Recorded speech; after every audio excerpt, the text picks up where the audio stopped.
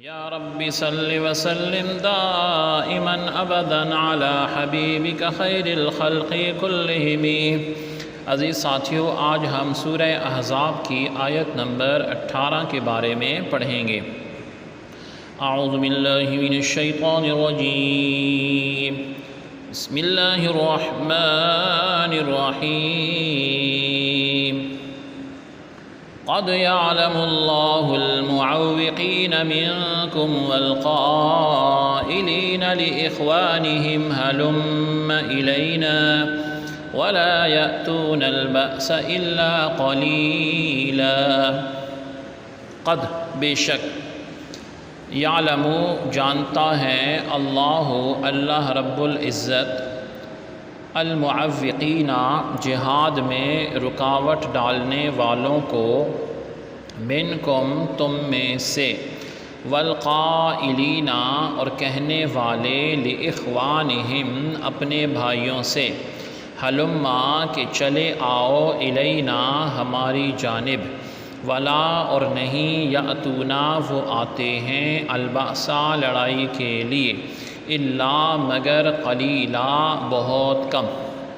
اس آیت مبارکہ میں جو جہاد میں رکاوٹ ڈالنے والے جو منافق تھے اور ان کا سردار تھا عبداللہ بن ابی سلول جو ہیں، یہ اس کے بارے میں ہیں۔ عبداللہ بن ابی بن ابی سلول اس کا نام تھا، تو یہ اس کے بارے میں آیت جو ہے یہ نازل ہوئی ہے۔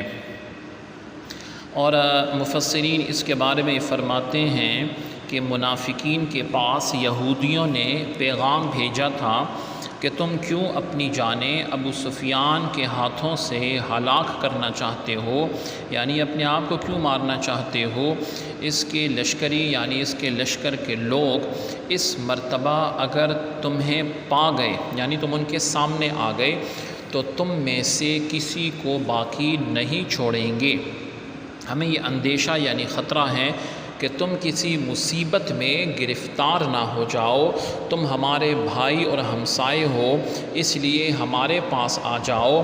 یہ خبر پا کر عبداللہ بن ابی بن ابی سلول جو تھا، منافقوں کا سردار تھا، اور اس کے ساتھی جو مومن تھے، آقا علیہ السلام کے غلام تھے، ان کو ابو سفیان اور ان کے ساتھیوں سے ڈرانے لگے اور رسول کریم صلی اللہ علیہ وآلہ وسلم کا ساتھ نہ دینے کے بارے میں ان کو ترغیب دینے لگے۔ اور اس میں انہوں نے بہت کوشش کی، لیکن جس قدر انہوں نے کوشش کی، مومنین کی ثابت قدمی، استقلال اور بہادری بڑھتی گئی، ان کا ایمان میں اور اضافہ ہوا، اور اللہ رب العزت کی مدد کا یقین بڑھ گیا، اور دوسری طرف ان کی پہچان ہو گئی کہ یہ لوگ منافق ہیں۔ سبحانک اللہم و بحمدک، اشہد ان لا الہ الا انت، استغفرک و اتوب الیک، وصلی اللہ تعالی علی خیر خلقہ محمد وعلی آلہ و اصحابہ اجمعین، برحمتک یا ارحم الراحمین۔